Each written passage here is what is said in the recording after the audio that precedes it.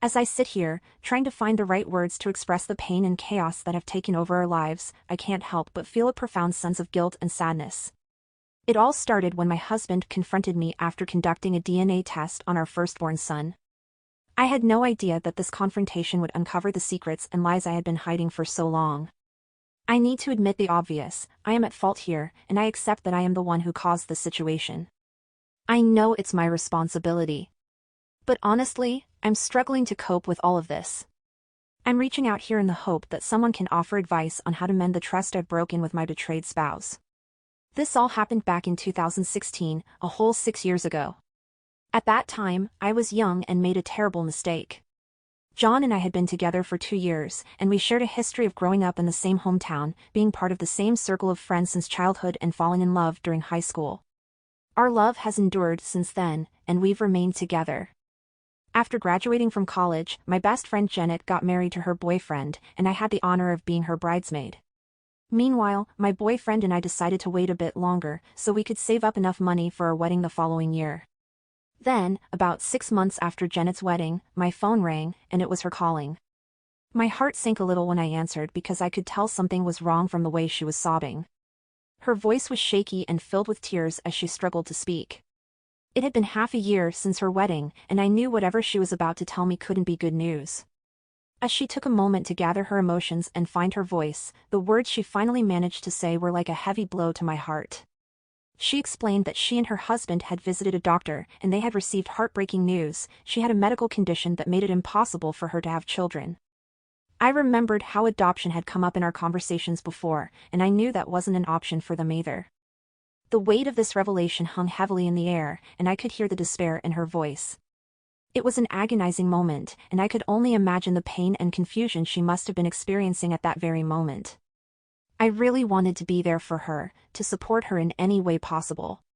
In her sad state, she suggested that we go out to bars and clubs, hoping that it might offer a temporary escape from the overwhelming emotional turmoil she was going through.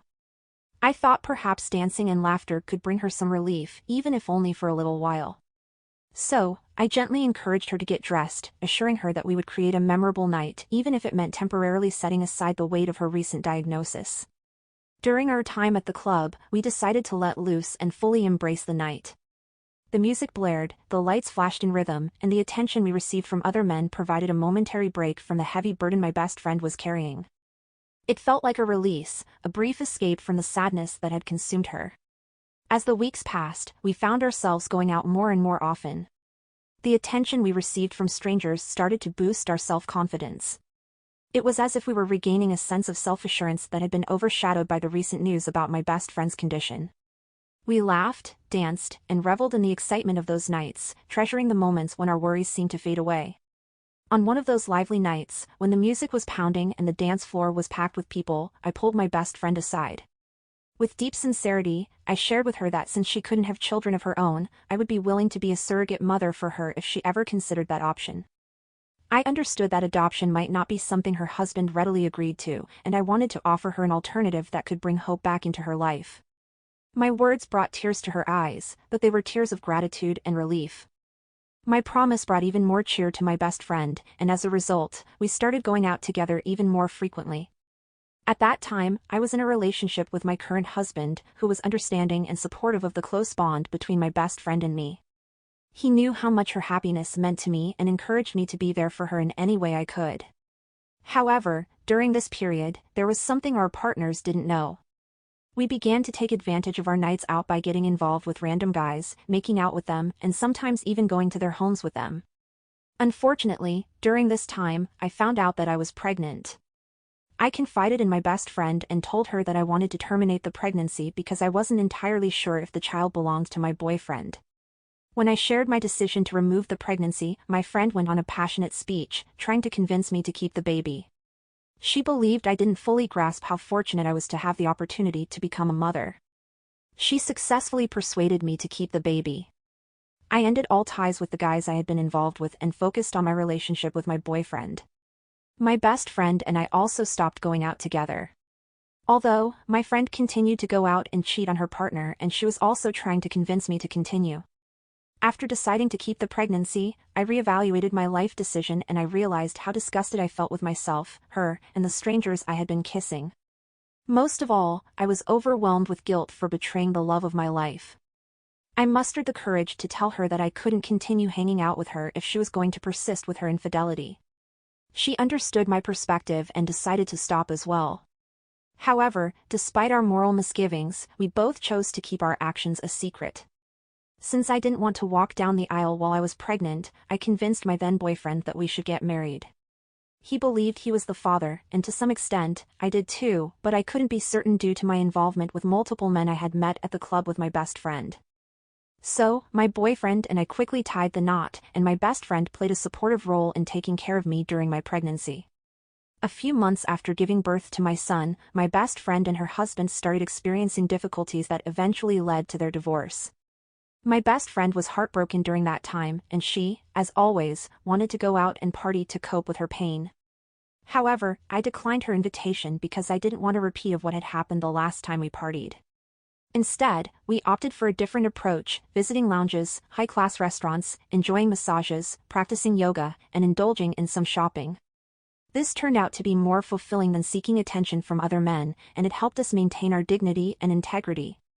Fast forward 6 years, and I've been happily married to my husband. We now have 3 wonderful children, aged 6, 4, and 2 years old. Throughout these years, my friendship with my best friend has remained strong.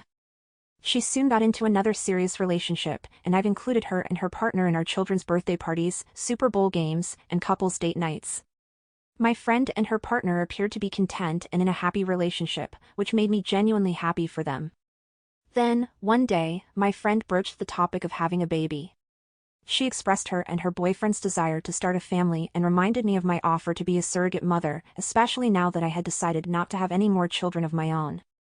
I was secretly hoping that she would never take me up on my offer, but since she was my friend, I had made her a promise. However, I knew I needed to discuss it with my husband first. So, when my husband returned home, I shared her request with him. He strongly opposed the idea, expressing concerns about the potential risks and suggesting that they should financially support someone else to be a surrogate instead. He mentioned that going through with this sacrifice would place an enormous strain on our family, especially since he desired more children, but my pregnancies had always been challenging for our family. I understood his perspective, but despite my efforts to convince him otherwise, he remained steadfast in his decision. I had to break the news to my friend that my husband didn't support the idea of me being her surrogate mother, and we offered financial assistance to help them find another suitable surrogate.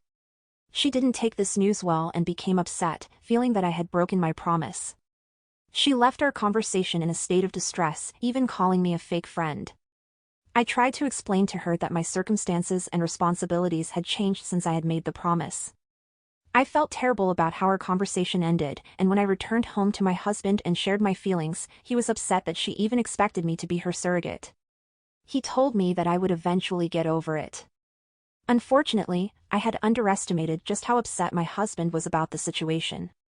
He had an unexpected encounter with my best friend's partner, and for some reason, he broached the subject with him in what must have come across as a disrespectful manner. An argument ensued, and hurtful words were exchanged.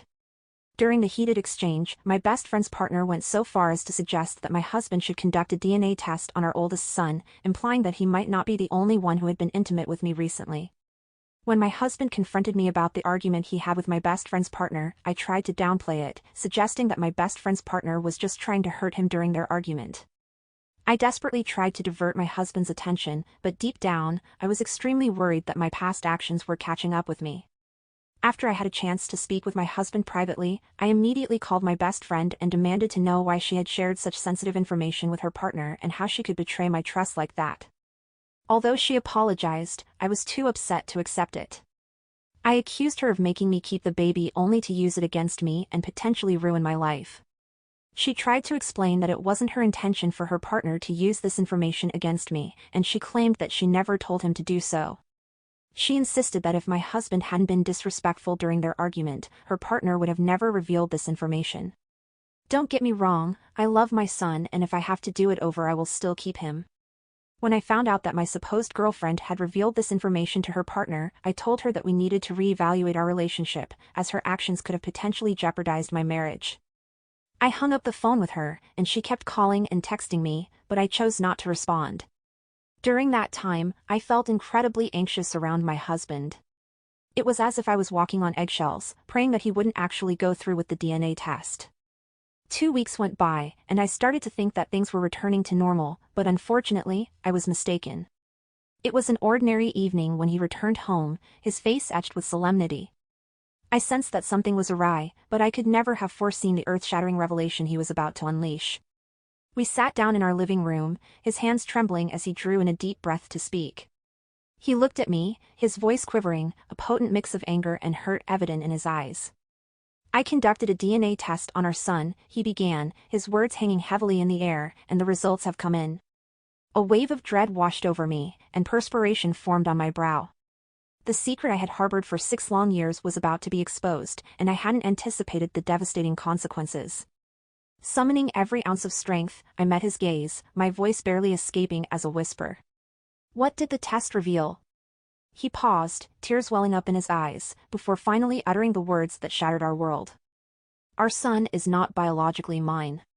The room seemed to spin as the enormity of his revelation settled in. I had carried this burden for years, unsure if he was the father. Now, the truth had come crashing down around us, and the pain etched across his face was agonizing. In the days that ensued, he moved out of our once happy family home, leaving me to confront the wreckage of our marriage on my own. Overwhelming guilt and shame washed over me as I grappled with betraying the man I loved so deeply and the child we had raised as our own. To compound matters, I couldn't help but harbor resentment towards my closest friend and her partner who were unwittingly embroiled in this mess.